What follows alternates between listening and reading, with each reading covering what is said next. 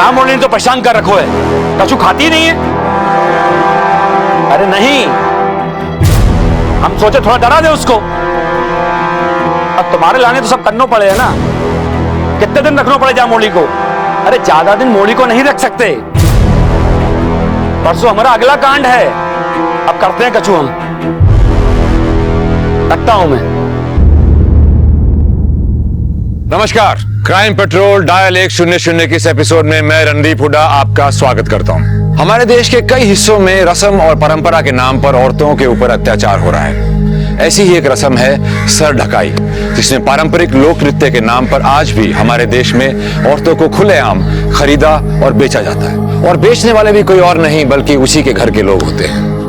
आसानी से कमाए जाने वाले पैसे की आदत बहुत बुरी होती है। जल्दी अमीर बनने की चाहत में कुछ भी कर गुजरने की ऐसी एक कहानी मैं लेकर आ रहा हूं अपनी फिल्म लाल रंग में, जो हम इंसानों के खून की तस्करी की कहानी है। यह अजीब इत्तेफाक था कि भोपाल की पुलिस जिस बच्ची को ढूंढते हुए भमोड़ी आई, वो अंडा गैंग के एक सदस्य भूरा की गिरफ्त में थी।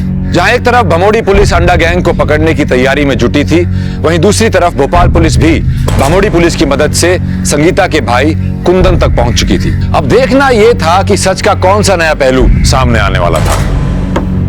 इंडिया, आज शाम को बड़े बड़े ठाकुर आने वाले हैं, ठीक है?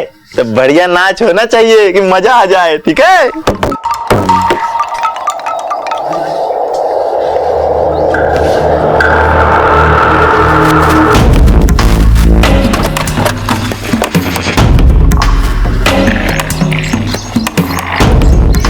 क्या होगा हुजूर? हमको बुला लेते, हम आ जाते थाने। बड़े साहब हैं भोपाल से, तुम्हारे घर की तलाशी लेनी। ऐसा बैठिए साहब। नहीं, जरूरत नहीं, तलाशी लीजिए। क्या गलती हुई हुजूर? इसको पहचानते हो? ये तो हमारी बहन है, हमारी बहन सितारा। कहाँ है जे? कई बरस से देखा ना इसे। सितारा खून हुआ है इसका। खून? हे भगवान, जी गो, हे भगवान, काय वापस बुला लो।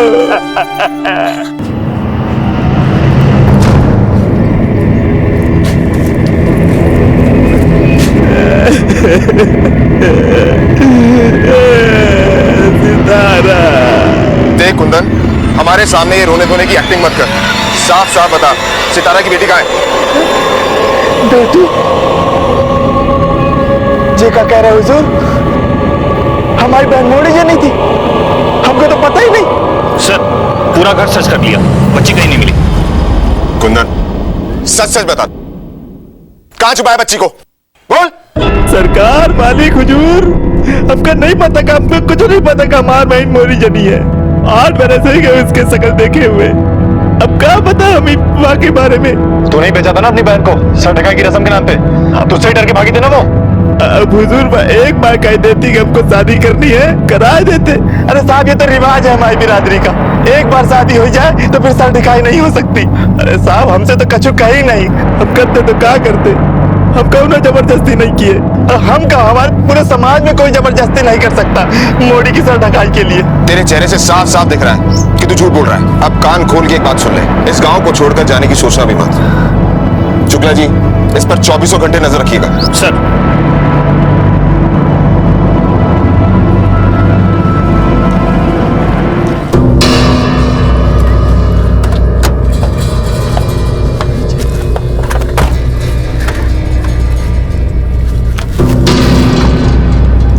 इंस्पेक्टर प्रताप, कुछ पता लगा कुंदन से?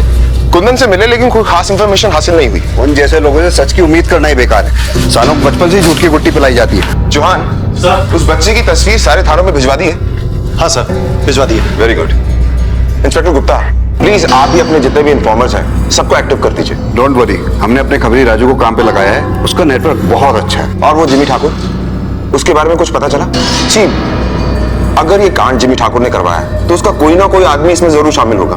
उन सब पर नजर रखिए और कुंदन और जिमी ठाकुर के फोन रिकॉर्ड्स निकलवाइए। मैंने उसकी पूरी कुंडली निकलवा ली है। दबंग है यहाँ का, खानदानी रईस भी है।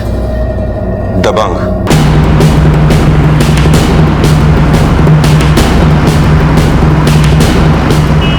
अच्छा शुक्ला, हमारी तैयारी कहाँ तक पहुंची? परसों का मौका हाथ से नहीं जाना चाहिए। अंडा गैंग का ये आखिरी हमला होगा। परसों के लिए हमने अपनी बेस्ट ऑफिसर्स की टीम तैयार की है। गुड। मिली?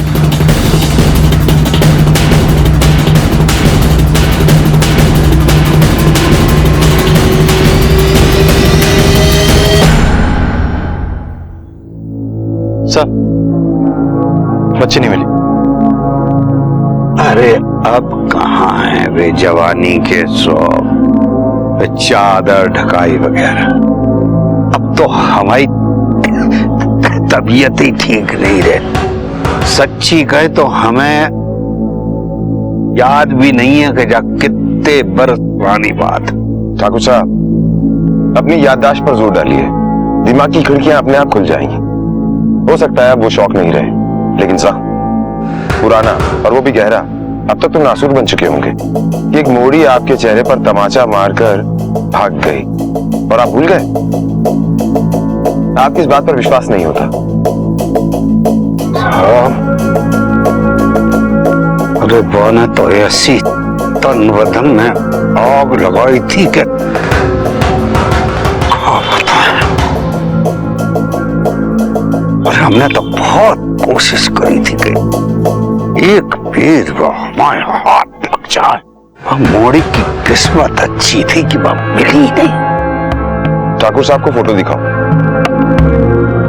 ठाकुर साहब, इस बच्चे को पहचानते हैं आप? कपड़े लड़कों जैसा पहनती है ये लड़की?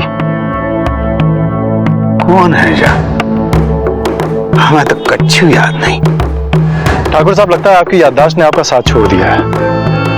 कोई बात नहीं, जब याद आ जाए तब बता दीजिएगा। उम्मीद कीजिएगा कि हमें याद दिलाने की जरूरत ना पड़े। कॉपरेशन के लिए थैंक यू। चलते हैं।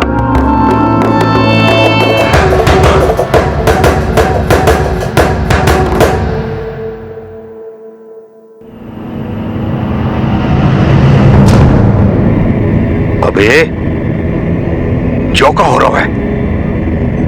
ये लोग हमारे पास तक कैसे पहुंच गए हैं? आवाज नहीं पहचान रहे हो? जिम्मी ठाकुर बोल रहे हैं। आप लोग भमोड़ी के जिम्मेदार अफसर हैं और आपके हाथ में कमान है भमोड़ी की। और हमको पता है अंडा गैंग क्या कर रहा है 1 साल से। पूरी टीम एक साथ धावा बोलेगी, एक साथ पकड़ेगी। Are you getting it? Yes sir. अरे क्या सोने के लाने आए हो? अरे नहीं भैया, अरे तैयारी क्या तुम्हारा बाप करेगा? कर रहा है भैया, कर रहा है। ये बात सब कान खोल के समझ लो, अपनी गैंग के नाम तक से पुलिस घबराता है। इज्जत का सवाल है। दिन में डाका डालना है, सब अपनी अपनी जगह याद कर लो। जी भैया। अब तक के ज्यादा अटैक्स हाईवे के इस स्ट्रेच पर हुए। चारों तरफ डेंस फॉरेस्ट है। मुश्किल होता है किसी का पीछा करना, लेकिन इस बार हमारी टीम तैयार है। अंडा गैंग के कम से कम 2-3 लोग जिंदा हाथ आने चाहिए। सभी लोग एक साथ कार्रवाई करेंगे और एक साथ धावा बोलेंगे। सब क्लियर?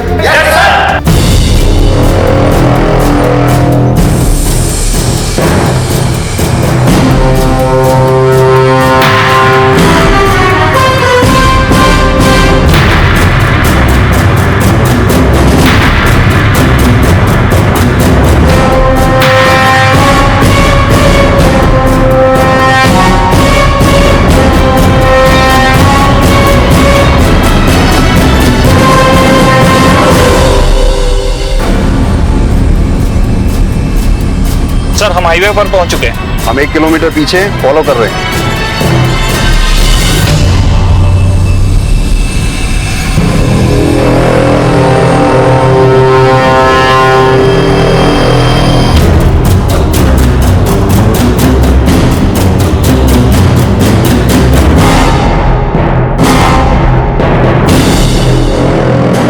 ए जुगनू, सफेद रंग का गाड़ी आ रहा है, निशाने पे बैठा है ना? अरे भैया चिंता मत कीजिए, आप निशाने पे बैठे हैं हम। चलो ना सब।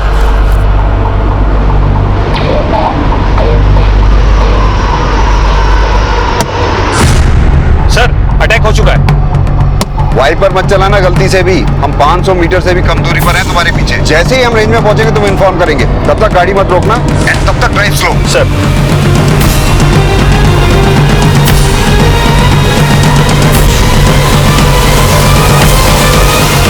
शुक्ला गाड़ी रोक दो। सर मैं धीरे धीरे गाड़ी रोक रहा हूं।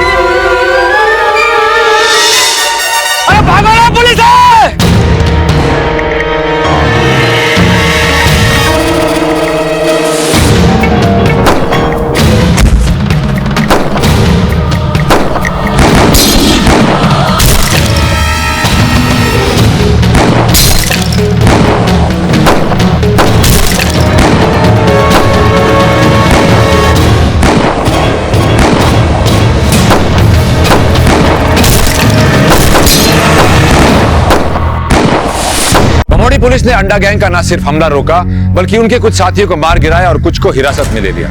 अंडा गैंग की रीढ़ की हड्डी अब टूट चुकी थी।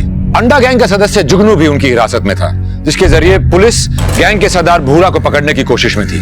भूरा के साथ ही जुगनू ने भोपाल पुलिस को बताया कि संगीता उर्फ सितारा का खून भूरा ने किया था और उसी ने सितारा की बच्ची गुड़िया का अपहरण भी किया था। पुलिस की पूछताछ में एक और चौंकाने वाली बात सामने आई। जुगनू की फोन की लोकेशन का संगीता के मर्डर की लोकेशन पे पाया जाना इत्तेफाक था या इंटेंशनल, ये बात भोपाल पुलिस के लिए बहुत मददगार साबित हो सकती थी। मगर भोपाल पुलिस के लिए अभी भी अधूरी सफलता थी, क्योंकि भूरा उस बच्ची गुड़िया को लेकर फरार था। क्या मकसद था गुड़िया को उठाने का और वो आखिर थी कहां? किसके कहने पे भूरा ने ऐसा किया? इन सवालों का जवाब पुलिस अब भी तलाश रही थी।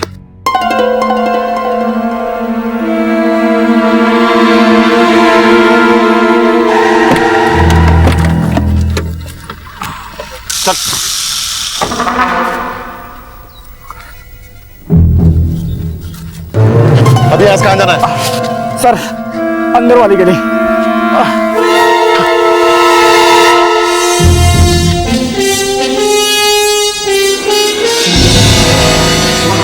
हवलदार पकड़ो इसे। इंस्पेक्टर गुप्ता।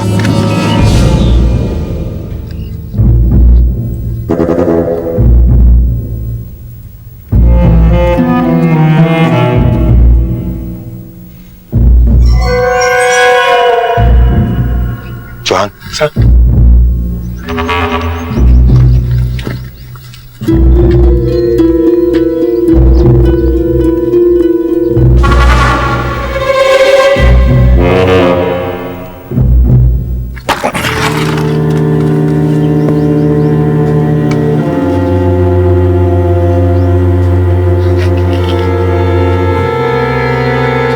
सर यहाँ तो कोई नहीं है। बुलाओ उसे।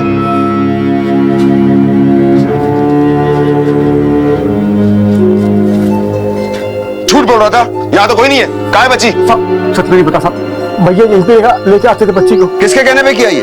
बच्ची के साथ क्या करने वाले? सच में नहीं पता साहब, भूरा भैया ने कहा तो कर दिया साहब। इसके अलावा मुझे कुछ नहीं पता साहब। मैंने तो भैया से पूछा भी था कि डबल मुसीबत क्यों चाहिए, तो कहने लगे कि तू नहीं समझेगा, कुछ काम दिल के लिए किए जाते हैं, दिमाग के लिए नहीं।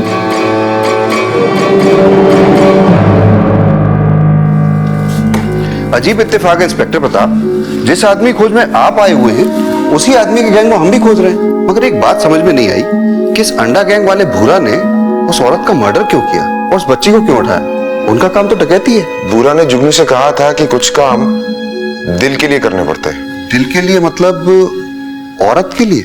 कहीं ऐसा तो नहीं जिमी ठाकुर ने भूरा को भेजा हो या फिर कुंदन ने? क्योंकि जुर्म करने का मकसद तो उन दोनों के ही पास है।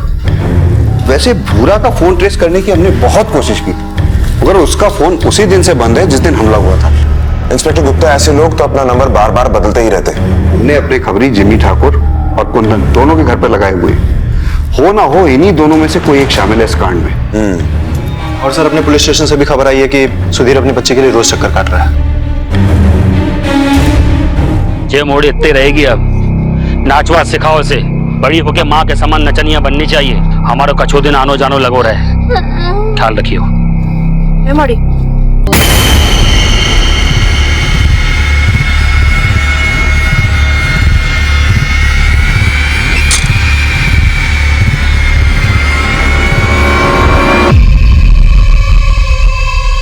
हेलो साहब जी कुंदन के घर के बाहर खड़ा हूँ। साहब जी अभी भी कोई आदमी कुंदन के घर के पीछे के दरवाजे से निकला है। पीछा कर उसका और नजर रख उस पर। हाँ साहब। हाँ सुन, जैसे कुछ पता चले बताना मुझे, मैं आता हूँ। हाँ साहब बिल्कुल।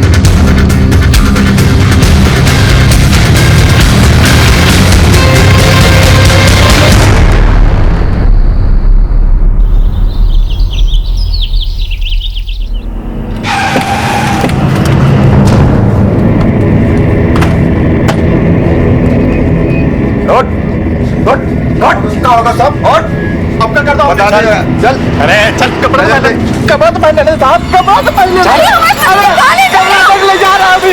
अरे बाप रे, अरे नहीं जा रहा।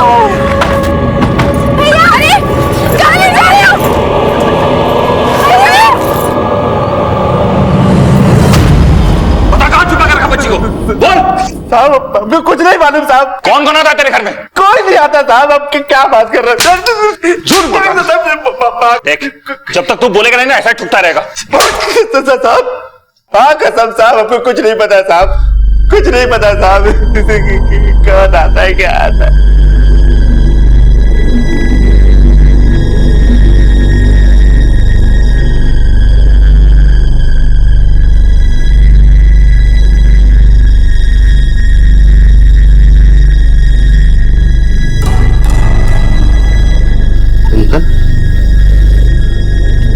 चंदर तू यहाँ? ते अपनी बहन को तो मार दे। अब जब बताओ ना मोड़ी कहाँ छुपा के रखे है?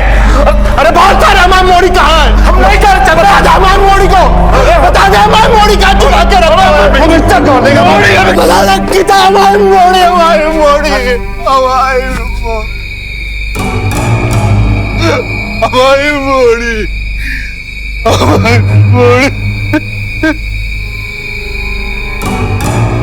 ये रही बुरा की रतनगढ़ की चार्जशीट।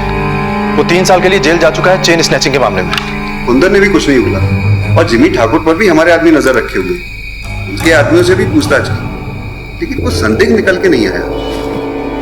एक काम करो सर, कुंदन को छोड़ दो।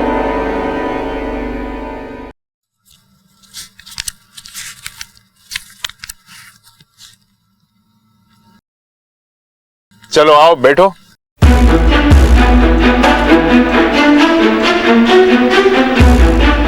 चलो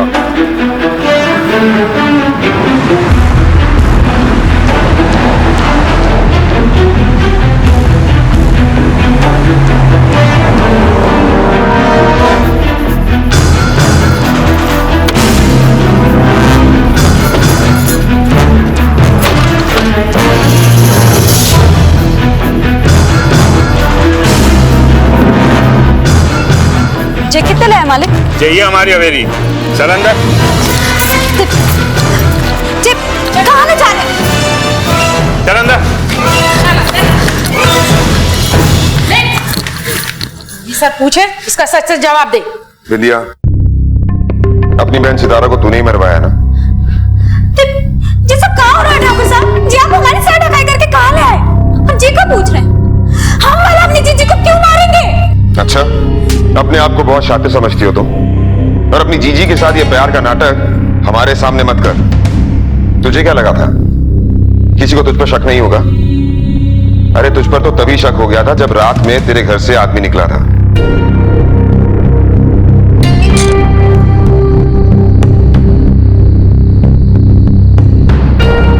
सर, ये रही बुरा की रतनगढ़ की चार्जशीट।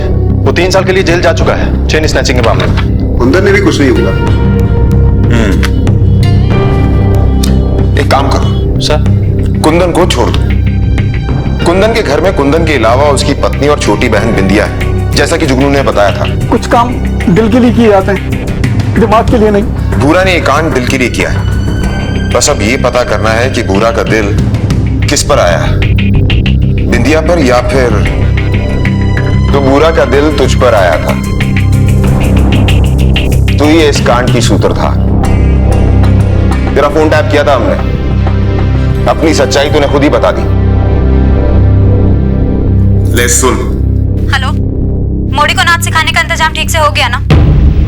और हाँ सुन, जरा संभल के, पुलिस हमारे भैया को उठाकर ले गई है। अरे तू काहे चिंता करे? आज तक तो पुलिस हमें पकड़ नहीं पाई। ए बिंदिया, तेरा बहुत ज्यादा आ रहा रे। तू कब मिलेगी? अभी कहाँ, अभी तो हमें सर ढकाई के लिए तैयार होना है।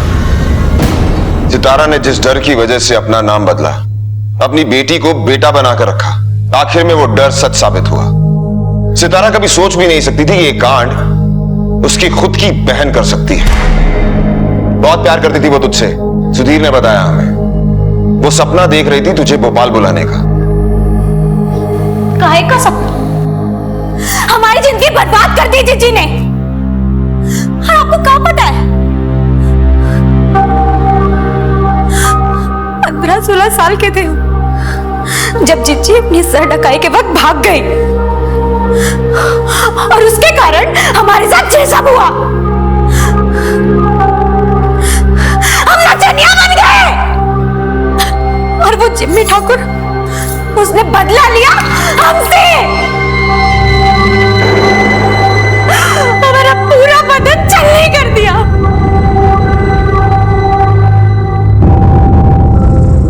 और उसके बाद हमें पक्का भी नहीं रखा उसने। ठाकुर में ठाकुर बदलते गए। जो घर हम दोनों बहनों को मिलके चलाना था, उसका सारा बोझ हम पर आ गया। और वो हमारा भाई, छी! माफ कर दो मालिक, हमें क्या पता कि जी मोड़ी ऐसा कुछ कर। मालिक मालिक माफ कर दो, हम भरपाई कर देंगे मालिक, हम भरपाई कर देंगे। हमारे पास सितारा से भी अच्छी मोड़ी है, हमारी छोटी बहन बिंदिया।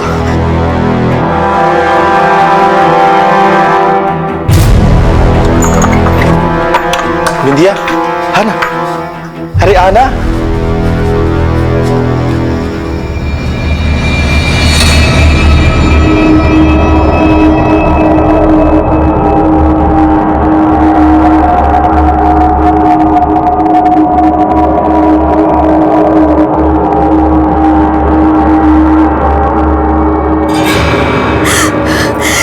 सब हुआ चिच्ची के भागने की वजह से।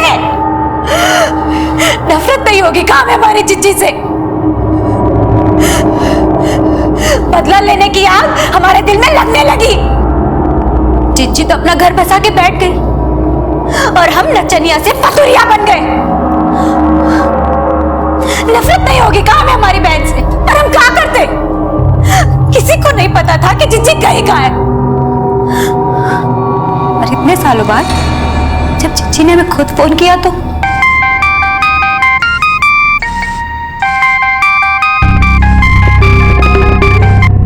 हेलो, हाँ कौन बोल रहा है? कैसी हो बिंदिया? हम सितारा बोल रहे हैं। दीदी,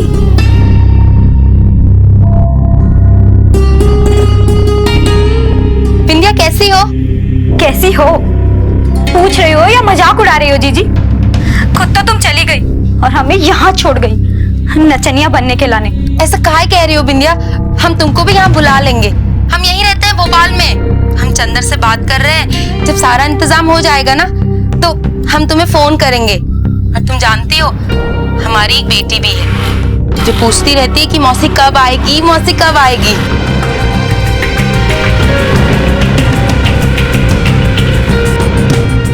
भोपाल में कहाँ रहती हो जीजी?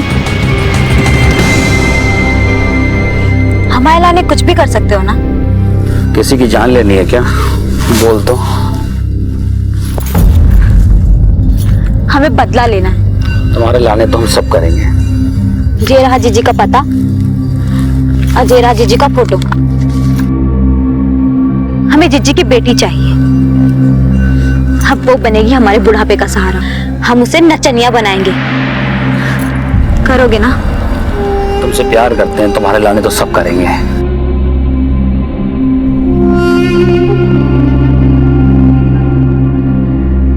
इसीलिए बुरा के हाथों तूने अपनी बहन को मरवा दिया। बिंदिया, सच सच बता, कहां है बुरा?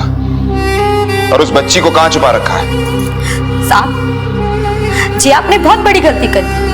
अगर भूरा को पता चलेगा ना कि आप हमें जहां ले आए हैं, तो ना आपको बच्ची मिलेगी और ना भूरा।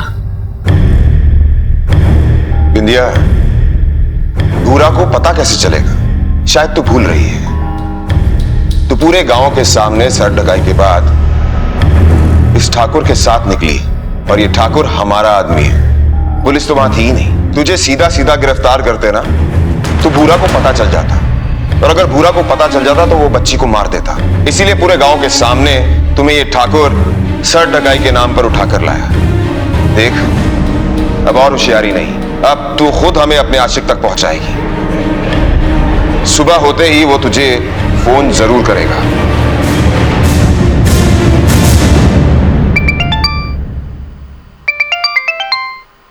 सर,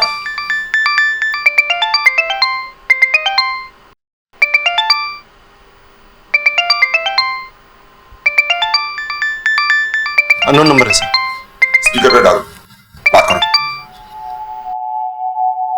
हेलो, हम बोल रहे हैं विनीता। सब ठीक है? कैसा है ये राजस्थान वाला ठाकुर? हाँ ठीक है, हम तुमसे बाद में बात करते हैं।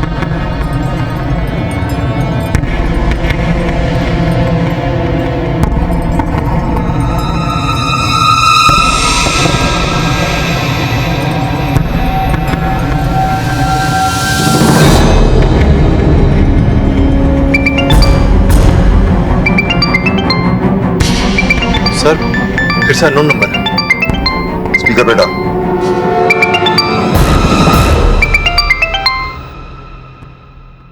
हम बोल रहे हैं, निकली कि नहीं अभी तक ठाकुर के घर से? हम अब ज्यादा बात नहीं कर सकते, बस तुम तालाब के पास हमें मिलो।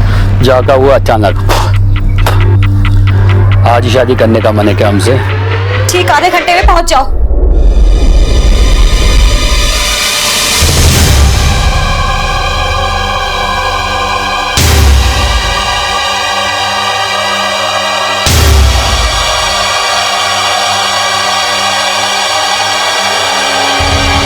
ये रुक क्यों गया? बिंदिया, चल सामने जा।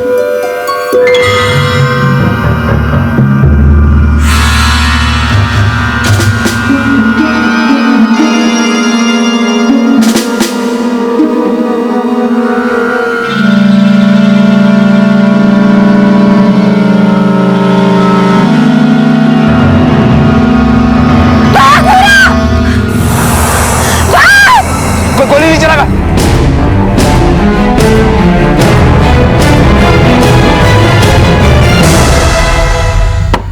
अरे भैया जी, हम आप ही को फोन मिलाने वाले थे। बहुत अच्छी ट्रेनिंग दे रहे हैं। अरे कौन है साहब? साहब मेरा क्या साहब?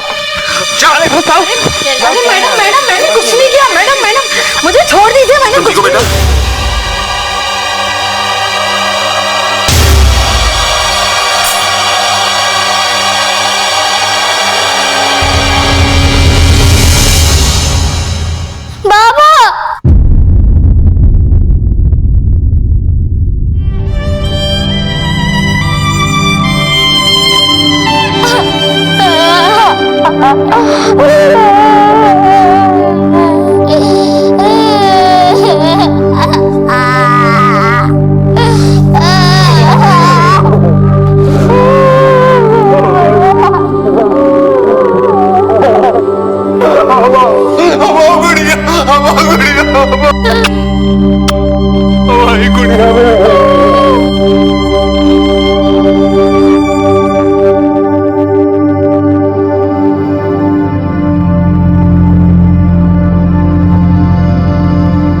भूरा, जुगनू और बिंदिया पुलिस की हिरासत में हैं। उन पर संगीता की हत्या की साजिश और गुड़िया के अपहरण के चार्जेस लगे हैं। ये कहानी यूं देखे तो एक परिवार की आपसी रंजिश की कहानी है, लेकिन इसके मूल में है एक प्रथा, एक ऐसी प्रथा जिसकी आड़ में लड़कियों का शोषण होता आया है और अब भी हो रहा है। इस हफ्ते आपने क्राइम पेट्रोल डायल 100 में देखी औरतों और बच्चों पे होने वाली अपराध की दर्दनाक कहानियां। ये अपराधों की कहानियां नहीं, हमारे समाज की बीमारियों की कहानियां हैं। एक तरफ आपने देखा कि एक लड़की जिसका रंग काला था, कैसे उसकी रंग की वजह से उस पर तरह तरह के अत्याचार हुए, और दूसरी तरफ एक बच्ची पर उसके अपनों के ही द्वारा शोषण करने की शर्मनाक दास्तान। अपराध की ना कोई जगह होती है, ना कोई परिवेश। अपराध के पीछे होता है सिर्फ कमजोर चरित्र, बदला, लालच या स्वार्थ। अब मैं रणदीप हुड्डा आपसे इजाजत चाहूंगा। देखते रहिए क्राइम पेट्रोल डायल 100। सबक एक को, सीख हम सबको। जय हिंद।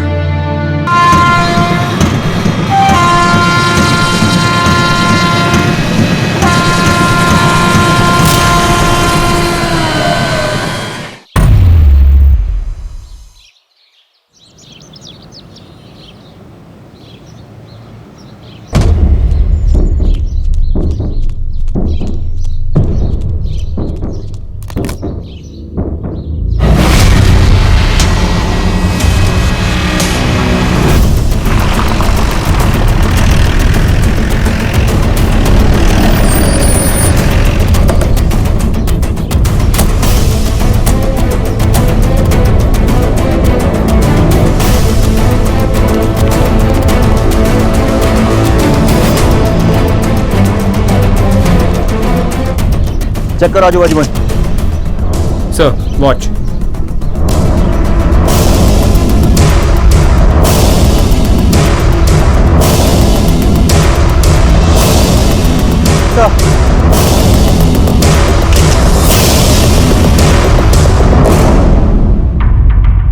सर लड़की के पास पड़े बैग से जो सामान मिला है, इन पर से फिंगरप्रिंट्स लेकर हमने एनालिसिस के लिए भेज दिया, लेकिन सर लड़की की बॉडी क्लेम करने के लिए कोई आया नहीं है।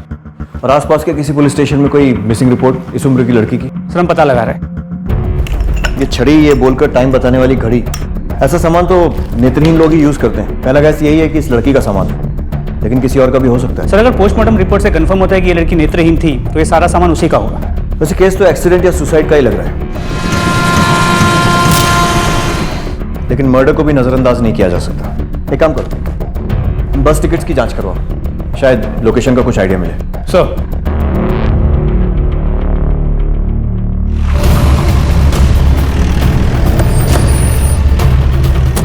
हाँ सर, ये टिकट हमारी बस कंपनी की है और सर ये कल का टिकट है। हबीबगंज से भोपाल जंक्शन के लिए काटा गया है और सर बाकी टिकट से या तो हबीबगंज जाने के लिए है या हबीबगंज आने के लिए। ये टिकट हमें एक नेत्रहीन लड़की के पास से मिले। ये टिकट आपने काटी है? हमारी कंपनी की बहुत सारी बसेस और बहुत सारे कंडक्टर, बताना मुश्किल है सर किसने काटा है, क्योंकि सर बहुत सारे पैसेंजर्स हैं, किस किस को याद रखेंगे। ठीक है, thank you. Thank you. Habibganj चलो।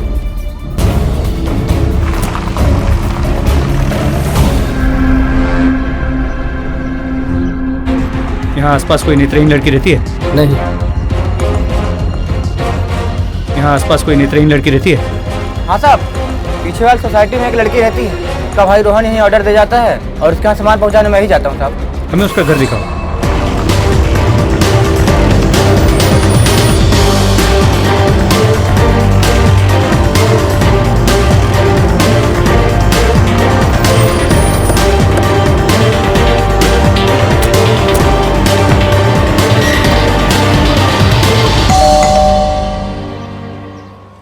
क्या हो गया साहब? यहाँ कोई नेत्रहीन लड़की रहती है? हाँ, अनुराधा रहती है। हमें शक है कि उसका ट्रेन एक्सीडेंट हो गया। क्या? अनुराधा का एक्सीडेंट हो गया? चल। अच्छा उसके घर में कोई और नहीं है, माँ बाप वगैरह? उसके माँ बाप जैसे हैं साहब, बस एक भाई है उसके साथ उसका। तो इस वक्त उसका भाई कहाँ है?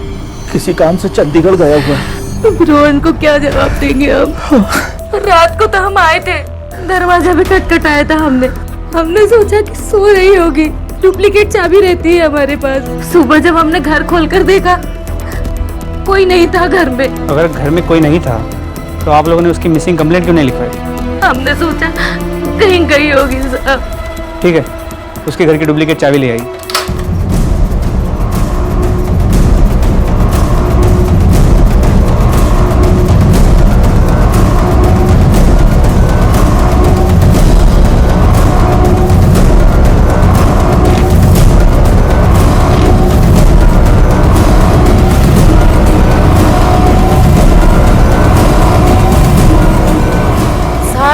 यही है अन्नू।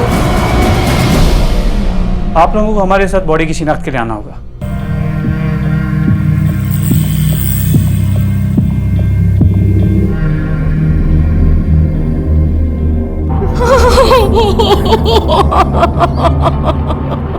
अरे भगवान, ये क्या हो गया? रोहन को क्या जवाब दूंगी अब? अनुराधा और रोहन को हम अपने बच्चों जैसा प्यार करते हैं इंस्पेक्टर साहब। और आपके बच्चे? हमारा बच्चा नहीं है साहब। इन लोगों को आप कब से जानते हैं? जब से ये हमारे पड़ोस में रहने आए थे, बहुत प्यार करते थे दोनों एक दूसरे को। अगर अन्नू को जरा सा भी कुछ हो जाता तो रोहन पूरा घर सर पर उठा लेता था साहब। अरे क्या हुआ? कमीने! लगी तो नहीं बता? हाथ पाँव तोड़ दूंगा तेरा। बैठ जा, बैठ जा, बैठ जा। क्या हुआ? ये यहाँ के बच्चे ज्यादा दर्द हो रहा है, चलो हॉस्पिटल चलते हैं। अरे नहीं बेटा, ज्यादा जोर से नहीं लगी, अभी ठीक हो जाएगा। हाँ। रोहन के आते ही हमें इन्फॉर्म कीजिए, बॉडी सिर्फ उन्हीं को दी जा सकती है। आखिरकार एक डेड बॉडी को उसकी पहचान मिल गई। अब सिर्फ उसकी मौत के कारणों पर से पर्दा हटाने का काम बाकी था। पहली नजर में तो ये सुसाइड या एक्सीडेंट का केस ही मालूम हो रहा था, लेकिन पुलिस मर्डर के एंगल को भी नजरअंदाज नहीं करना चाहती थी। सवाल यह था कि एक 18 साल की लड़की की जिंदगी में ऐसी क्या बात हो गई थी कि उसने अपनी जान देने का फैसला कर लिया, और जिस भाई के वो इतने करीब थी उसे छोड़कर जाने का कदम उसने कैसे उठा लिया। ये माना कि आत्महत्या करने वाला इन सारे लॉजिक्स के परे होता है, लेकिन क्या ये वाकई एक आत्महत्या का मामला था? और पुलिस अपनी तहकीकात से हत्या के विकल्प को नहीं निकाल सकती थी। सिर्फ लाश की शिनाख्त करना पुलिस का मकसद नहीं था, बल्कि ये पता लगाना था कि आखिरकार अनुराधा के साथ हुआ क्या था।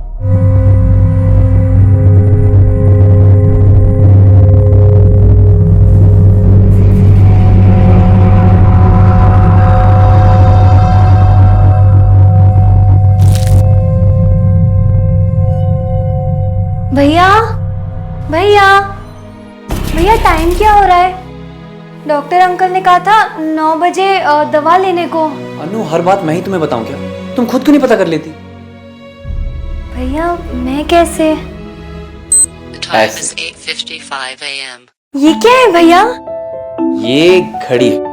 अब टाइम जानने के लिए तुझे मुझसे या किसी और से पूछने की जरूरत नहीं है, बस ये बटन दबाया और Time is 8:56 थैंक यू भैया।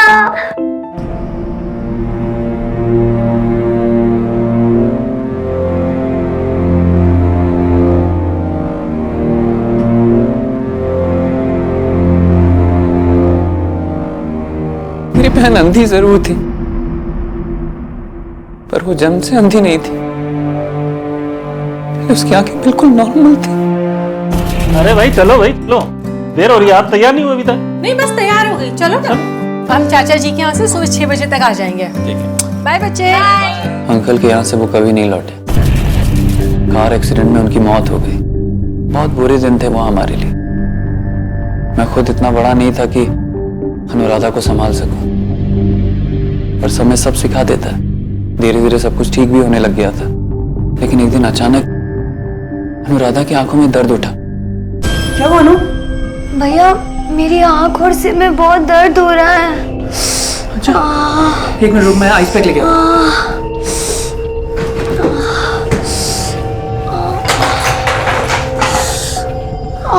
आराम मिल रहा है? पहले उसकी आंखों पर चश्मा चढ़ा, फिर धीरे धीरे उसका नंबर बढ़ता रहा, और आखिर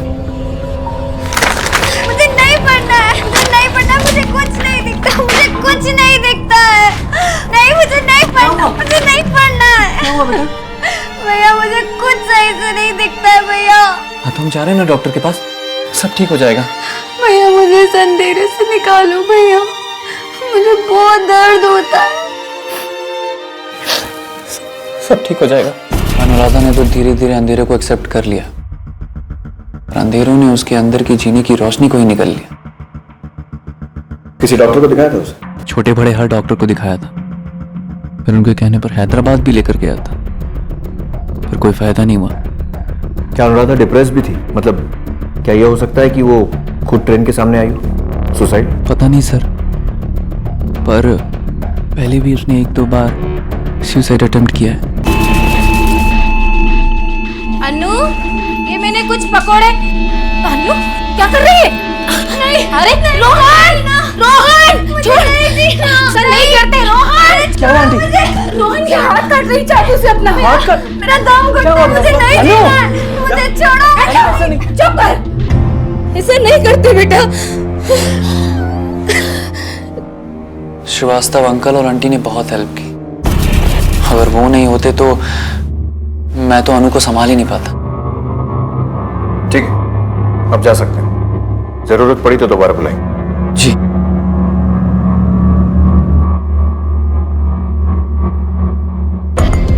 सर ये तो एक सिंपल सुसाइड केस लगता है। पोस्टमार्टम रिपोर्ट के हिसाब से भी ट्रेन से टकराने से ही मौत हुई है।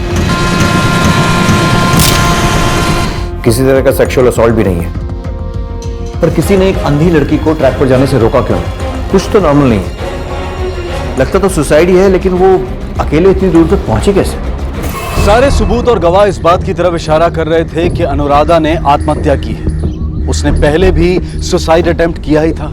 साफ तौर पर यह मामला डिप्रेशन से गुजर रही एक लड़की के अपने आप को खत्म कर देने का लग रहा था। लेकिन कुछ ऐसा था जिसकी वजह से पुलिस इस बात से पूरी तरह से कन्विंस नहीं हो रही थी। खासकर ये बात कि अनुराधा इतनी दूर अकेले क्यों गई होगी, और अगर एक अंधी लड़की सुसाइड करने के लिए ट्रैक पर चल रही होगी तो क्या उसे किसी ने नहीं देखा होगा। कुछ सवाल थे जिनके जवाब मिलना जरूरी था। क्या ये सब कुछ संयोग था या फिर एक सोची समझी साजिश? पुलिस ने अपने तरीके से कुछ और लोगों से पूछताछ करने का फैसला लिया। मैं तो सुबह निकल जाता हूँ साहब, मैंने कुछ भी नहीं देखा। मुझे कुछ नहीं पता साहब, मैं तो यहाँ कुछ ही दिन पहले आया हूँ, यहाँ तो किसी को जानता भी नहीं।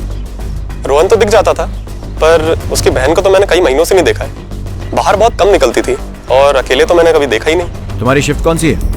हम 24 घंटे ड्यूटी करते हैं साहब। तो सोते कब हो? ऐसा ही है साहब, दिन में कभी सो जाते हैं दोपहर के खाने के बाद, रात में अक्सर सो जाते हैं। और वो क्या है ना कि रात में लोग कम आते जाते हैं। सब यहाँ कौन सा आतंकवादी आने वाला होता है साहब। ऐसे सोसाइटी वालों को 2 पैसे कम में 24 घंटे का चौकीदार मिल जाता है और हमको भी 2 पैसे अधिक मिल जाते हैं साहब। अनुराधा को जानते हो? वो अंधी लड़की साहब, रोहन की बहन। हाँ, 16 तारीख को यहाँ से बाहर निकली थी, देखा था? नहीं साहब। ठीक से याद करो। पक्का याद है साहब, रोहन उसका बहुत ख्याल रखता है। भैया जी, रोहन साहब। इंटरनेट से सब सीख लिया मैंने, 1 नंबर चोटी बनी है तेरी। रोहन साहब, हाँ, कल सुबह पानी नहीं आएगा तो आज शाम को ही भर लीजिएगा कल सुबह के लिए पानी। अच्छा ठीक है। 1 मिनट गुड्डू। हाँ, उसका ख्याल रखना, ठीक है? और ये कहीं बाहर जाए ना तो मुझे या श्रीवास्तव अंकल को फोन कर देना। पक्का फोन करेंगे साहब। साहब, अनुराधा अगर यहाँ से बाहर जाती तो हम पक्का उसको रोकते या फिर श्रीवास्तव साहब को कॉल करते। साहब, हम कई सालों से इस सोसाइटी में है। ड्यूटी ठीक से करते हो? एकदम चुस्ती से करते हैं साहब। देखते हैं।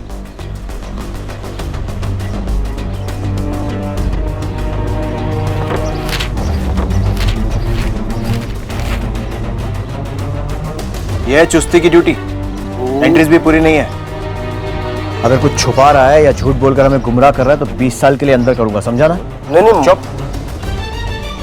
इन घरों में जाकर पूछताछ करते हैं कि वाकई में ये लोग आए थे या फिर फेक एंट्रीज। तो हाँ सर, सुमित मेरा चचेरा भाई है और 16 तारीख को मेरे घर आया भी था। लेकिन बात क्या है साहब? कुछ नहीं, ऐसे रूटीन इंक्वायरी। लेकिन सुमित ने गेस्ट एंट्री रजिस्टर में ना तो अपना मोबाइल नंबर लिखा है ना साइन किया है, क्यों? अरे साहब, वॉचमैन बहुत ही लापरवाह है सर। कई बार विजिटर्स को खुद ही मना कर देता है रजिस्टर में एंट्री करने के लिए। बोलता है कि इससे पेज भर जाएगा। मैंने उसको कई बार डांटा साहब, लेकिन कुछ दिन बाद वो फिर से वैसे ही हो जाता है। और तो और साहब, उसका कैरेक्टर भी अच्छा नहीं है। वो आने जाने वाली लड़कियों को घूरता रहता है। अपने पड़ोस में जो मिश्रा जी रहते हैं उनकी लड़की के साथ छेड़खानी कर दी थी साहब। लोग तो पुलिस में रहने वाले थे। माफी मांगने पर मामले को दबा दिया गया था साहब। ठीक है। हाँ, इंस्पेक्टर साहब, रमेश को क्यों नहीं जानता? मेरे दोस्त का बेटा है वो, और 16 तारीख को यहाँ आया भी था। लेकिन बात क्या है इंस्पेक्टर साहब? वॉचमैन की तो बात मत करिए आप। नंबर 1 का घटिया और बेकार आदमी है। अरे साहब, लड़कियों के साथ छेड़छाड़ करता। मैं तो पुलिस में जाने वाला था, लेकिन सोसाइटी वालों ने रोक लिया। पता नहीं सेक्रेटरी से उसने क्या सेटिंग करके रखी है कि हर बार बच जाता है। ठीक है सर, मुझे लगता है इस सेक्रेटरी से बात करनी पड़ेगी। चलो। आपकी सोसाइटी के वॉचमैन के खिलाफ इतनी सारी शिकायतें हैं, फिर भी आपने उसे हटाया क्यों नहीं? और ना ही पुलिस में कोई कंप्लेन दर्ज की है? सर, कुछ तो सोसाइटी के लोगों का भी प्रॉब्लम है। लोग उससे अपना पर्सनल खुन्नस निकालते हैं, अपना सामान मंगवाना चाहते हैं, और जब वो ड्यूटी छोड़कर जाने से मना कर देता है तो लोग उसकी शिकायत कर देते हैं। पहले कुछ लड़कियों ने सर उसके खिलाफ शिकायत की थी, पर पिछले 1 सालों से सर उसके खिलाफ कोई कंप्लेन नहीं है। हाँ, फिर भी अगर आप कहते हैं सर तो मैं सिक्योरिटी एजेंसी से बात करके उसको हटा देता हूँ। जी नहीं, पहले मैं तो उससे ठीक से बातचीत कर लूँ।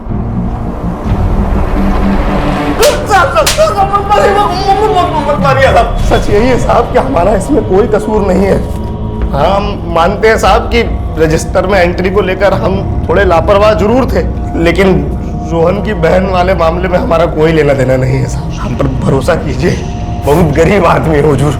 एक अंधी लड़की अपने घर से निकलकर सोसाइटी के गेट से बाहर जाती है और तू देख नहीं पाता है, कैसे भरोसा कर लूं? हमारी किस्मत टूटी थी हुजूर। हो सकता है उसी वक्त हमारी आंख लग गई और ये आंख लग गई थी या जानबूझकर आंख बंद करके बैठा हुआ था? हाँ साहब, आप बेकार में हमको मार रहे हैं साहब। साहब, वो अमन भी तो उस दिन आया था, लेकिन वो बड़े घर में रहता है, पैसा वाला है, तो उसको नहीं पकड़िएगा, बस हम गरीब को ही मारिएगा सब मिलके। कौन अमन? श्रीवास्तव साहब का बेटा है। क्या? श्रीवास्तव का बेटा? और आपके बच्चे? हमारा बच्चा नहीं है साहब। हाँ, जो रोहन के पड़ोसी श्रीवास्तव, उन्हीं का बेटा है अमन। एक नंबर का पियक्कड़। उस दिन महीनों के बाद आया था साहब।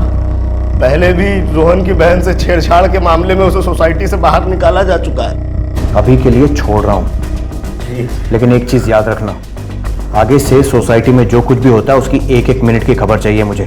देंगे साहब। और ये मत सोचना कि तुझ पर से नजर हट गई है। निकल। पुलिस को गलत जानकारी देना भी अपराध है, जानते हैं ना? सजा हो सकती है इसके लिए आपको। हमने कोई गलत जानकारी नहीं दी साहब। आपने कहा था आपका कोई बच्चा नहीं। फिर ये अमन कौन है? अमन ने मेरी कोख से जन्म जरूर लिया है, पर हमारा उससे कोई रिश्ता नहीं है।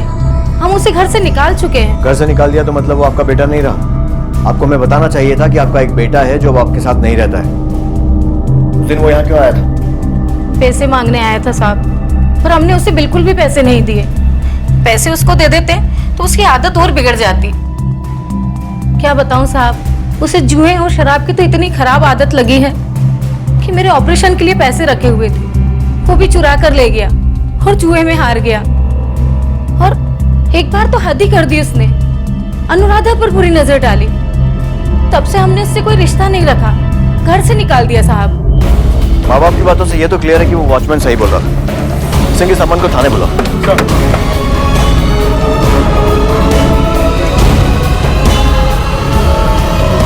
चल बता, क्यों गया था उस दिन वहां पर? सर मेरे पास पैसे खत्म हो गए थे, भीख मांगने तक की नौबत आ गई थी, इसलिए पेरेंट्स के पास गया था मैं पैसे मांगने के लिए, और उन्होंने भी मना कर दिया पैसे देने से मुझे। और तूने गुस्से में अनुराधा को मार दिया क्योंकि तेरे माँ बाप तुझसे ज्यादा उससे प्यार करते थे और तेरी बुरी नजर भी थी ना उस पर।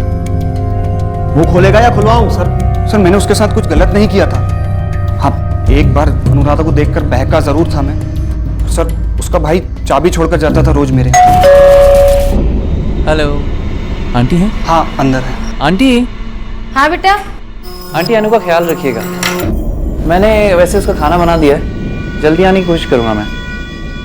हाँ अगर जल्दी आ गए तो हम शाम का खाना साथ में ही खाएंगे। जी।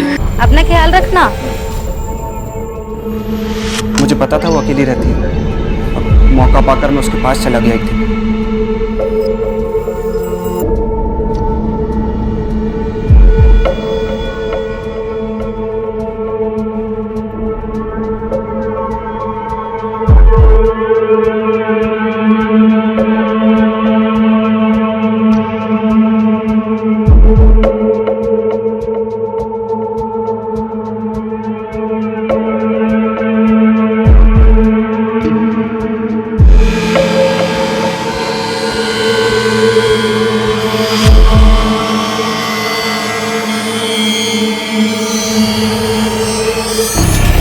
उसे देखता था पर कभी भी टच नहीं किया सर उसको।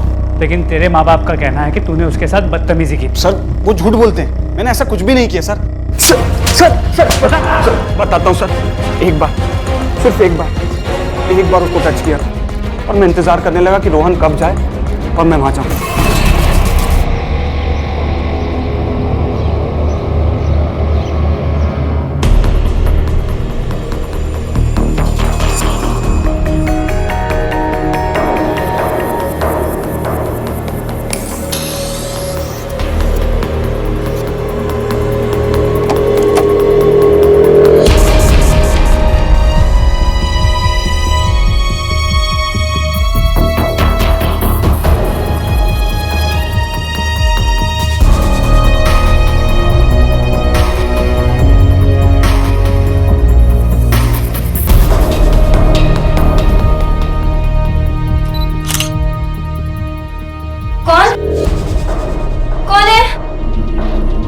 अनुराधा चुप रहो, शांत रहो।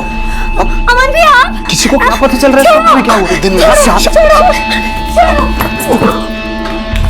भैया भैया छोड़ो, बचाओ बचाओ, छोड़ो छोड़ो। तू यार रोहन के घर में क्या कर रहा है? क्यों हो गया? बच्ची को छेड़ रहा है? नहीं है। अरे ये छेड़ रहा तो बच्ची को। ऐसा कुछ नहीं है। अरे झूठ बोल रहा है तू। ऐसा कुछ नहीं है, आप जैसा समझ रहे हैं। नहीं ये ये झूठ बोल रहे, इन्होंने मुझे छुआ था और मैंने सुना था इन्होंने मेरी फोटो भी ली थी। झूठ बोल रही है ये। नहीं, सच्ची। देखो अरे ये देखिए,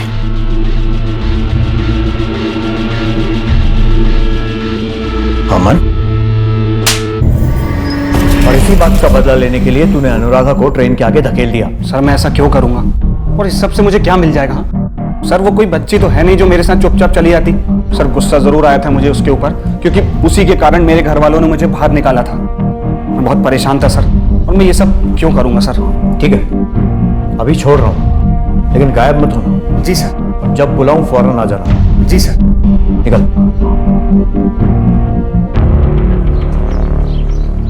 बात तो इसकी सही है, अनुराधा इसके साथ क्यों जाएगी? जब इसने अनुराधा के साथ गलत हरकत करने की कोशिश की थी तो उसने शोर मचाकर अपने आप को बचा लिया था।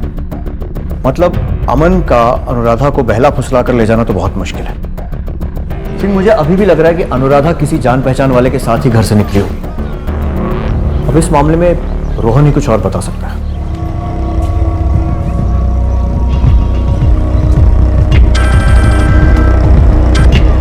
हेलो साहब, तू बात कर रहा है वॉचमैन? हाँ बोलो साहब। अभी अभी मैंने रोहन साहब की दोस्त को किसी से बात करते हुए सुना। साहब वो अनुराधा के मर्डर से जुड़ी कोई बात कर रही थी।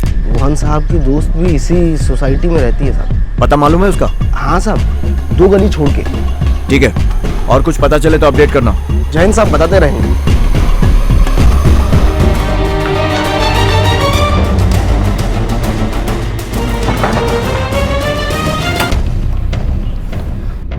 जी, रोहन को जानती? मैं रोहन को कुछ सालों से जानती थी और हम दोनों बहुत अच्छे दोस्त हैं। सिर्फ दोस्त या? एक्चुअली हम दोनों रिलेशनशिप में थे और अभी हमारा ब्रेकअप हो चुका है। ब्रेकअप की वजह? रोहन अपनी बहन के केयर में कुछ ज़्यादा ही बिजी रहता था, मुझे बिल्कुल भी टाइम नहीं देता था। और हर गर्लफ्रेंड चाहती है कि उसका बॉयफ्रेंड उसे टाइम दे, पर नहीं। डेट में होने के बाद भी उसका दिल और दिमाग अनुराधा की केयर में ही लगा रहता है और हमारे झगड़े होने लगे। तुम कहाँ बिजी हो रोहन? अरे कुछ नहीं, मैं वो बस मिसेस श्रीवास्तव को मैसेज कर रहा था। अनु की चाय का टाइम हो गया है ना, वो खुद बनाती तो गिरा देती। रोहन, वो अपना ख्याल रख सकती है।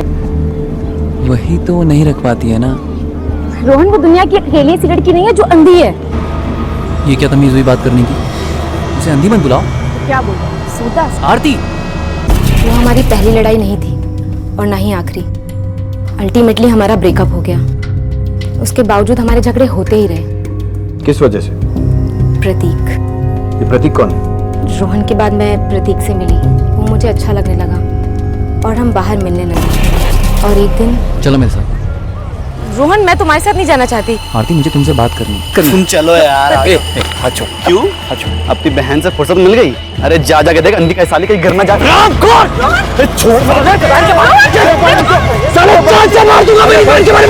दूर रहे मुझसे, तेरी बहन को घर से उठा लूंगा मैं। अबे छोड़ना यार। रोहन से आखिरी बार कब मिली थी? राधा की मौत के बारे में सुनकर मुझे बहुत दुख हुआ, इसलिए मैं रोहन से मिलने गई थी। दुख हुआ था या खुशी? जी। प्रतीक कहाँ मिलेगा? पुलिस के लिए एक साथ 2 खुलासे हो गए। पहला यह कि रोहन भी किसी रिलेशनशिप में था, और दूसरा, रोहन ने अपनी एक्स गर्लफ्रेंड के प्रेजेंट बॉयफ्रेंड प्रतीक के साथ मारपीट की थी। आरती के स्टेटमेंट के मुताबिक ये प्रतीक भी कोई दूध का धुला हुआ नहीं था। उसने भी रोहन से बदला लेने की बात कही थी। अब पुलिस की सस्पेक्ट लिस्ट में प्रतीक का नाम भी आ गया था। कहीं ये प्रतीक ही तो नहीं था जिसने अनुराधा की हत्या करके रोहन से अपना बदला लिया था। अब पुलिस के लिए प्रतीक से पूछताछ करना बेहद जरूरी हो गया था।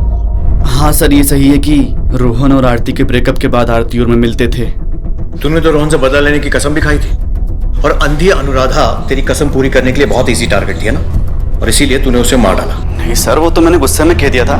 आप मेरा रिकॉर्ड चेक कर सकते हैं सर, मेरे ऊपर कोई केस नहीं हुआ। मर्डर तो दूर की बात है सर। ठीक है, इस पे नजर रखो, बैकग्राउंड चेक करवाओ इसका। आरती से पूछ लिया, इस प्रतीक की बात भी सुन ली। अब जरा इस रोहन से पूछते हैं, पता तो चले कि तीनों में से सच कौन बोल रहा है। हाँ सर, पहला हाथ मैंने उठाया था। मैं उससे नफरत करता था, उसकी वजह से मेरी आरती दूर हुई थी, और उसने मेरे बहन के बारे में भी उल्टा पुल्टा बोला था। लेकिन उसके बाद मेरी उससे कोई मुलाकात नहीं हुई। अच्छा, तुम्हारी बहन कहीं पढ़ाई करती थी क्या? जब हम पहली बार तुम्हारे घर गए थे तो वहाँ ब्रेल में लिखी कुछ किताबें देखी थी। हाँ सर, ब्लाइंड स्कूल में। दरअसल जब से उसकी आंखों की रोशनी गई मैंने उसकी पढ़ाई के बारे में कभी सोचा ही नहीं। फिर एक दिन जब श्रीवास्तव अंकल और आंटी 10 दिन के लिए कहीं बाहर जा रहे थे तब मुझे रियलाइज़ हुआ कि इस दौरान अनु का ख्याल कौन रखेगा। तब अंकल ने सजेस्ट किया कि मैं उसे किसी ब्लाइंड स्कूल में डाल दूँ। फिर मैंने अनु से इस बारे में बात की। अनु। जी भैया। तुम्हें ना सेल्फ डिपेंडेंट बनना होगा और इसके लिए तुम्हें ब्लाइंड स्कूल जाना होगा। वहां जाकर तुम काम करना सीख लोगी, बाहर घूमना फिरना सीख लोगी और हो सकता है कोई नया काम भी सीख लो। मतलब आप मुझसे थक गए हो, आप मुझसे परेशान हो गए हो ना भैया? नहीं नहीं अनु, ऐसी कोई बात नहीं है। अरे मुझे गलत मत समझ, मैं ऐसे काम छोड़ के कितने दिन तक तेरी देखभाल कर पाऊंगा। अरे मैं तो चाहता हूँ तेरे इलाज के लिए तुझे अब्रॉड लेके जाऊँ, तेरे लिए पर्सनल ट्रेनर रखूँ, लेकिन बेटा इन सब के लिए पैसे चाहिए ना। काश भगवान मेरी आंखों की जगह मेरी जान ही ले लेते। फिर तू बैठ यहाँ पे, बैठ। ऐसा नहीं बोलते बेटा, मम्मी पापा के जाने के बाद एक तू ही तो है जिसकी वजह से मैं जिंदा हूं। अगर तुझे कुछ हो गया तो तू ब्लाइंड स्कूल नहीं जाना चाहती ना, तो तू मत जाना, ठीक है? मैं कुछ ना कुछ कर लूंगा।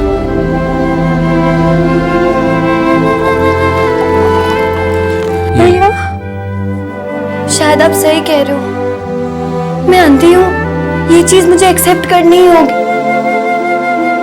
पर क्या करूं भैया, इस अंधेरे में मेरा दम घुटता है। इस जिंदगी का क्या फायदा जिसमें मैं अपने भाई का चेहरा भी ना देख सकूं। अरे भैया आप कितने पतले हो गए हो। मेरी चिंता करने के कारण आप अपना ध्यान रखना भूल जाते हो ना भैया? नहीं है, ऐसा बिल्कुल नहीं है। नहीं भैया ऐसा ही है। अगर आप मुझसे प्रॉमिस करो कि आप अपना ध्यान अच्छे से रखोगे तो मैं ब्लाइंड स्कूल जाने के लिए तैयार हूँ।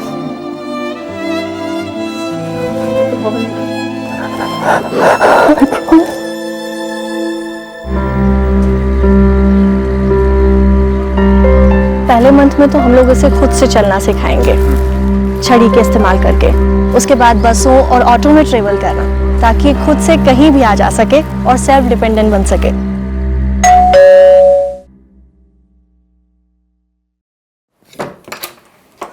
अरे अनु। भैया कैसी मेरी बहन? मैं एकदम ठीक हूँ। भैया आपको पता है मैंने ना टिकट खुद लिया और बिना किसी और के सपोर्ट के अकेले घर वापस आई। हाँ पता है इतने टाइम के बाद बस में जाने में बहुत मजा आया। अकेले? हाँ। झूठ बोलती है? नहीं, ये बिल्कुल सच बोल रही है। इसने अकेले ही पूरा ट्रेवल किया है। मैं तो बस इसीलिए साथ आई कि अगर कोई प्रॉब्लम हो तो मैं हैंडल कर सकूं। Cute sister, my best brother. कुछ दिन तक तो सब कुछ ठीक था, पर फिर एक दिन मुझे ब्लाइंड स्कूल से फोन आया। देखिए, जो लोग जन्म से अंधे नहीं होते हैं और कुछ समय बाद अपनी आंखों की रोशनी खो देते हैं, उनके साथ कुछ मानसिक परेशानियां हो जाती हैं। मैं समझता हूं अनुराधा के साथ भी कुछ ऐसा ही है। अब देखिए, आज सुबह ही उसने सुसाइड अटेम्प्ट किया। क्या? और जब हमारे स्टाफ के लोगों ने उसे रोकने का प्रयास किया तो उसने एक कसर फोड़ दिया। उसे किसी अच्छे साइकियाट्रिस्ट को दिखाने की जरूरत है। मैं अब और उसे यहाँ नहीं रख सकता, सॉरी। फिर मैं उसे अपने साथ ले आया। अनु को बहुत अटेंशन चाहिए होता। मैंने उसे डॉक्टर को दिखाया, उन्होंने उसे दवाइयाँ भी दी, उसका डिप्रेशन कम होने लगा। फिर एक दिन मुझे एक एनजीओ के बारे में पता चला जो ब्लाइंड लोगों को ब्लाइंड लोगों के साथ रखकर पर्सनल केयर और अटेंशन देती थी। मैंने जब अनु से इस बारे में बात की तो वो झट से मान गई। उसे जानकर खुशी थी कि वो किसी मैच्योर ब्लाइंड कपल के साथ रहेगी। बस चंडीगढ़ से आकर मैं उसे वहां ले जाने वाला था। कौन सा एनजीओ? वसुधा।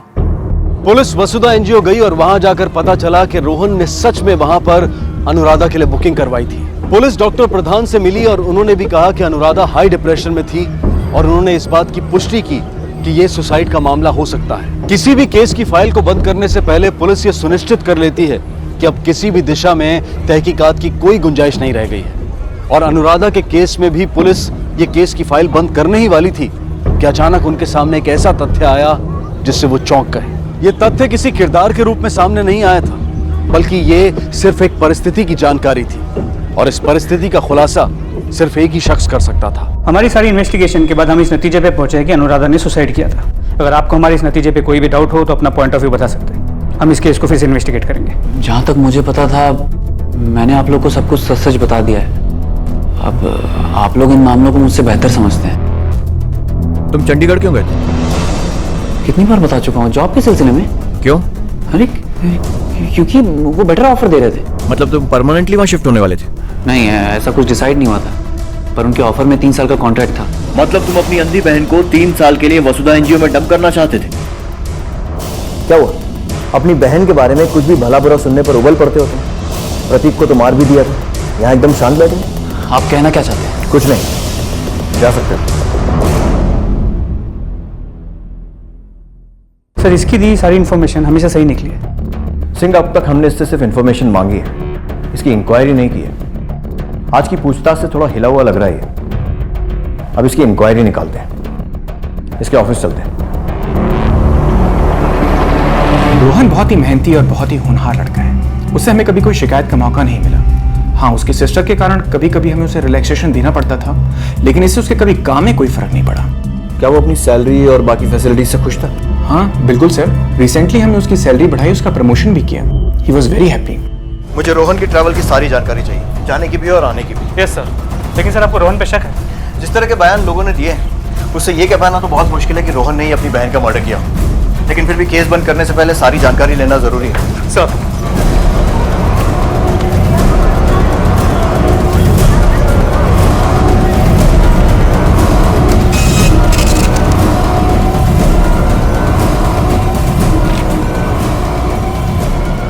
रोहन को बुलाओ। सर,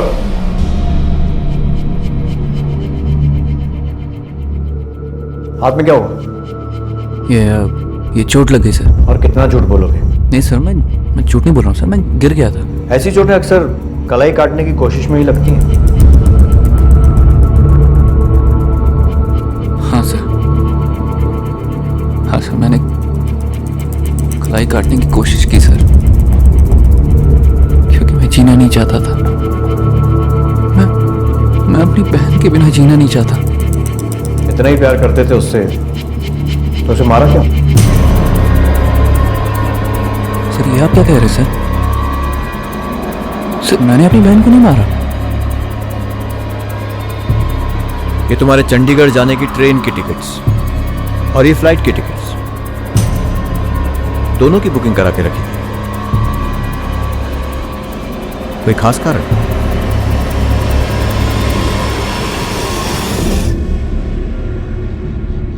अपनी बहन को बहुत प्यार करता था। जानता हूं, और उसी गिल्ट में खुदकुशी करने की कोशिश की। जानना यह चाहता हूं कि उसे मारा क्यों? अपनी बहन को अपनी जान से भी ज्यादा प्यार करता था, पर मैं आरती को भी चाहता था। मैं आरती के साथ जीना चाहता था, पर अनु के वजह से हमारे रिश्ते में तनाव बढ़ने लगे। मैं 3-4 घंटे में आऊंगा, फिर हम खाना साथ। अरे अनु, अरे ये कैसे हो गया? भैया भैया, वो वहां चोट लग गई। हेलो। हाँ आरती। आरती, आई एम रियली सॉरी, मैं आज आ नहीं पाऊंगा। वो अनु को चोट लग गई है थोड़ी। मैं कब तक तुम्हारा इंतजार करूं रोहन? रोज तुम कोई ना कोई बहाना देते हो। अनु ये अनु वो। एक काम करते हैं, हम ब्रेकअप कर लेते हैं। हाँ, ये सही होगा। तुम जाकर ना अपनी लाडली बहन को संभालो, और प्लीज आज के बाद मुझे फोन मत करना। अरे आरती, मेरी बात तो सुनो। आरती, हेलो हेलो। बाद में मेरा और उसका ब्रेकअप हो गया। मैं अंदर ही अंदर घुटने लग गया था। ये समझ में ही नहीं आ रहा था कि मैं करूं तो क्या करूं। ना मैं अनु को छोड़ पा रहा था और ना ही आरती को बुला पा रहा था। मैं बस इतना जानता था कि अगर अनु किसी तरह मेरी लाइफ से चली जाए तो आरती मेरी जिंदगी में आ जाएगी। फिर मुझे कहीं से पता चला कि एक एनजीओ है जो ब्लाइंड लोगों को स्टेशन से उठाते हैं और उनके फूड और शेल्टर का इंतजाम करते हैं। फिर मैंने एक प्लान बनाया। मैंने 14 तारीख को चंडीगढ़ की ट्रेन की टिकट ली और 18 की रिटर्न, और फिर मैं 16 तारीख की फ्लाइट से भोपाल आ गया और उसे फोन किया।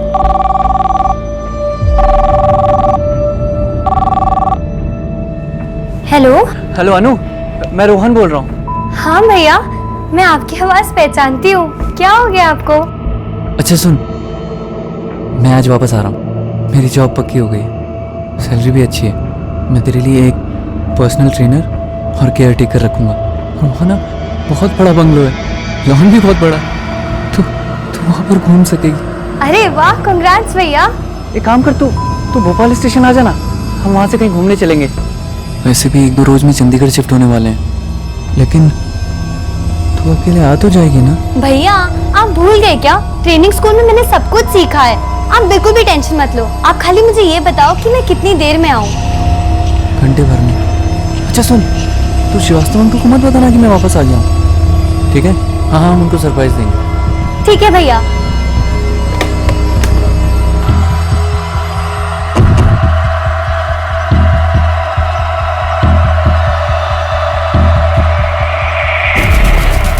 वो भोपाल स्टेशन पहुंच गई, मैं उसे लेके प्लेटफॉर्म पर आ गया।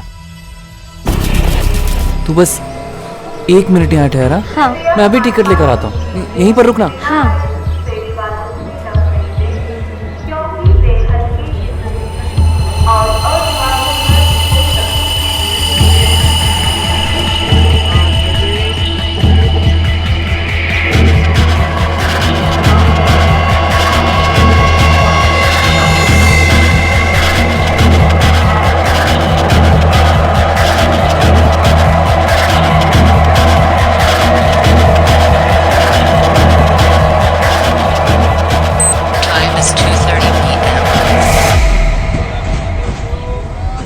भैया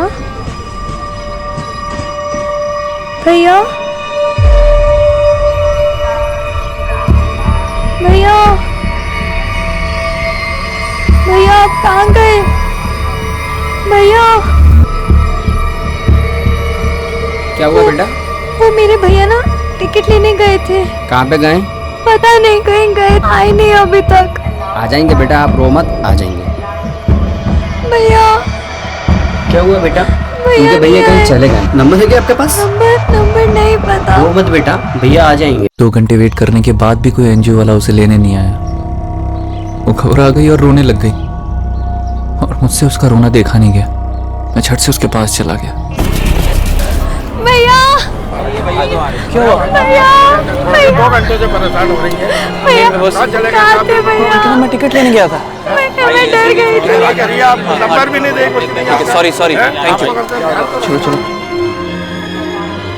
अरे मैंने बोला था ना, घबराने की जरूरत नहीं है।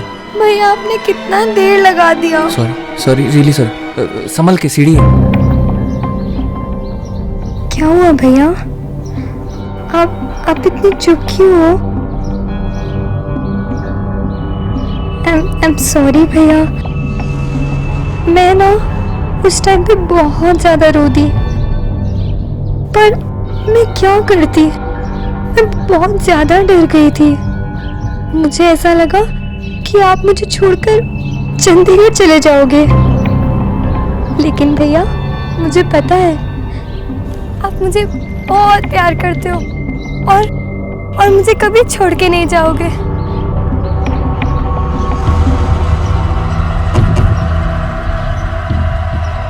भैया भैया भैया भैया भैया भैया आपका भैया भैया भैया भैया कहाँ आप?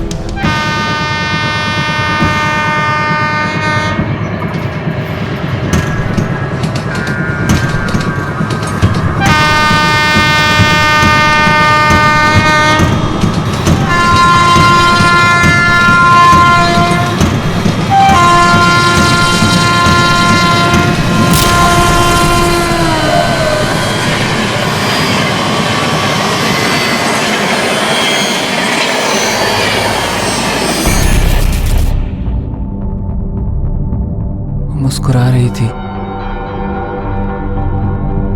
जैसे कह रही हो कि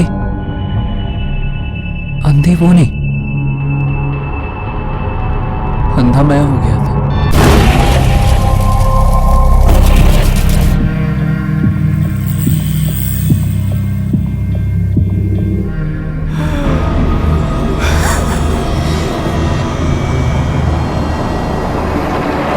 भावनात्मक यानी कि इमोशनल परेशानियां थी रोहन के साथ, लेकिन उनसे छुटकारा पाने के लिए उसने जो तरीका अपनाया वो निहायत ही क्रूर था। जब कोई रिश्ता बोझ बनने लगता है तो उस बोझ से छुटकारा पाने के लिए कई बार लोग जुर्म का सहारा लेने की तरफ बढ़ जाते हैं। अगर आपकी जिंदगी में भी कोई रिश्ता बोझ बनने लगे तो अकेले में घुटने से बेहतर है कि आप किसी अपने दोस्त या रिश्तेदार से बात करें या फिर किसी डॉक्टर से मिलें।